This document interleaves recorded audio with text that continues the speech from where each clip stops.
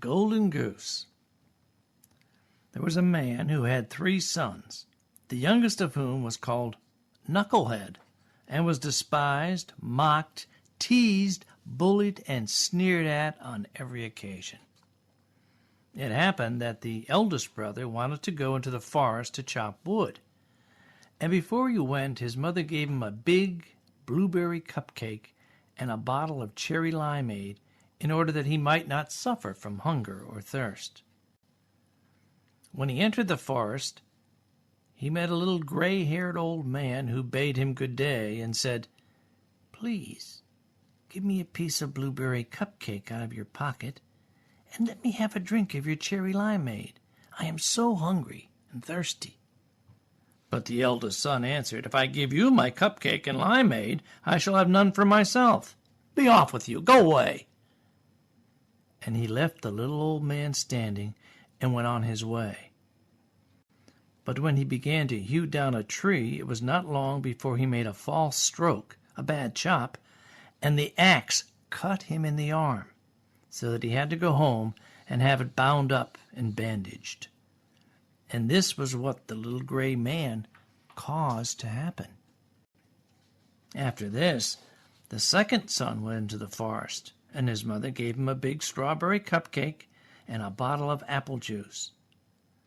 The little old gray man met him likewise and asked him for a piece of strawberry cupcake and a drink of apple juice. But the second son, too, said, sensibly enough, "What I give you I won't have for myself. Be off with you. Go away." And he left the little old man standing and went on his way. His punishment, however, was not delayed. When he had made a few blows at the tree, he chopped himself in the leg, so that he had to be carried home. And this, too, the little gray man had caused to happen. Then Knucklehead said, "Father, do let me go and cut wood." The father answered, "Your smart elder brothers have hurt themselves when they went to chop wood. Leave it alone. You do not understand anything about it." But Knucklehead begged so long that at last he said, "Just go then. You will get wiser by hurting yourself." His mother gave him only a piece of burnt toast and some sour lemonade. When he came to the forest, the little old gray man met him likewise and greeted him, saying, "Please, give me a piece of your cupcake and a drink of your juice. I am so hungry and thirsty." Knucklehead answered, "I have only some burnt toast and sour lemonade, but if that pleases you, we will sit down and eat." So they sat down, and when Knucklehead pulled out his burnt toast, it was a fine German chocolate cake, and the sour lemonade had become frosty root beer. So they ate and drank, and after that the little old man said, "Since you have a good heart and are willing to share what you have, I will give you good luck. Now, there stands an old walnut tree. Cut it down, and you will find something at the roots." Then the little old man left him. Knucklehead went and cut down the tree, and when it fell, there, sitting in the roots, was a goose with feathers of pure gold. He lifted her up, and taking her with him, went to an inn, a little hotel, by the side of the road, where he thought he would stay the night.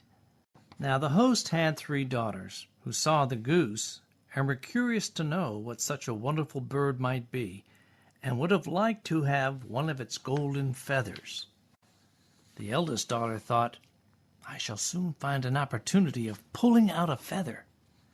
And as soon as Knucklehead had gone out, she seized the goose by the wing, but her finger and hand remained sticking fast to it, and she couldn't pull them away. The second daughter came soon afterwards, thinking only of how she might get a feather for herself. But she had scarcely touched her sister's arms when she was stuck tight and couldn't pull her hand away. At last the third daughter also came with the same intention, and the others screamed out, "Keep away! For goodness sakes, keep away!" But she did not understand why she was to keep away. The others are there, she thought. I may as well be there too, and ran to them But as soon as she had touched her sisters, she remained sticking tight to both of them. So all three daughters had to spend the night with the goose.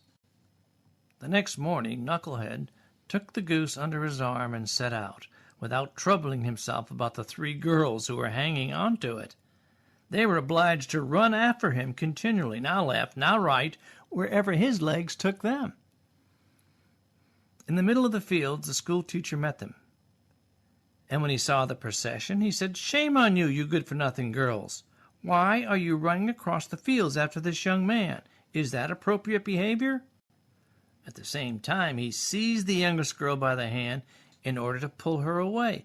But as soon as he touched her, he likewise stuck fast and was himself obliged to run behind. Before long, the policeman came by and saw his friend the schoolteacher running behind three girls. He was astonished and very surprised at this and called out, "Hello, friend! Whither are you going so quickly? Do not forget that we have a barbecue today." And running after him, he grabbed the schoolteacher by the sleeve, but was also held tight to it. While the five were trotting thus, one behind the other, two farmers came with their rakes from the fields. The schoolteacher called out to them and begged that they would set them and the policeman free. But the farmers had scarcely touched the policeman when they were held fast, and now there were 7 of them running behind Knucklehead and the goose. Soon afterwards he came to a city where a king ruled who had a daughter who was so serious that no one could make her laugh. So the king had put forth a decree making a law that whosoever should be able to make the princess laugh could marry her.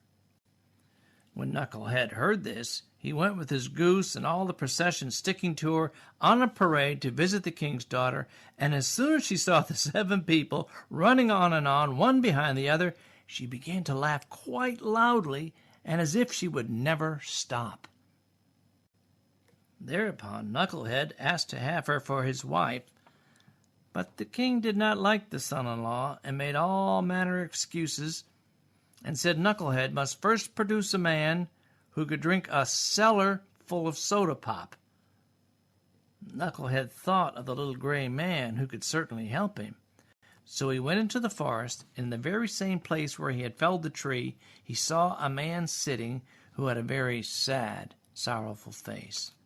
Knucklehead asked the man why he was so sad and what he was taking to heart so sorely. And the man answered, "I have such a great thirst and cannot quench it. Cold water I cannot stand. A barrel of tea I have just emptied, but that to me is like a tiny drop on a hot stone." "There I can help you," said Knucklehead. "Just come with me, and you shall be satisfied." He led the man into the king's cellar, and the man bent over the huge barrels and drank till his tummy hurt, and before the day was evening, he had emptied all the barrels. Then Knucklehead asked once more for his bride, but the king was vexed and angry that such an ugly fellow, whom everyone called Knucklehead, should take away his daughter, and he made a new rule. Knucklehead must first find a man who could eat a whole mountain of raisin bread. Knucklehead did not think long, but went straight into the forest, where in the same place there sat a man who was tying up his body with a strap and making an awful face and saying, "I've eaten a whole ovenful of rolls. Well, what good is that when one has such a hunger as I? My stomach remains empty, and I must tie myself up if I am not to die of hunger." At this, Knucklehead was glad and said, "Get up and come with me. You shall eat yourself full." He led the man to the king's palace, where all the flour and raisins in the whole world were collected. And from it all he caused a huge mountain of raisin bread to be baked. The man from the forest stood before it, began to eat, and by the end of the day the whole mountain had vanished. Then Knucklehead for the 3rd time asked for his bride, but the king again sought a way out, and ordered Knucklehead to produce a ship which could sail on land and on water. As soon as you come sailing back in it, said the king, you shall have my daughter for your wife. The knucklehead went straight to the forest, and there sat the little gray man to whom he had given the toast. When he heard what Knucklehead wanted, the little gray man said, Since you shared with me what you had to eat and drink, I will give you the ship, and I do all this because you once were kind to me. Then he gave Knucklehead the ship, which could sail on land and on water. And when the king saw that, he could no longer prevent Knucklehead from having his daughter. The wedding was celebrated, and after the king's death, Knucklehead inherited his kingdom, and he and his wife lived happily ever after. This has been a Georgia Regions University audio text. All rights reserved. Copyright 2009. Thanks for listening.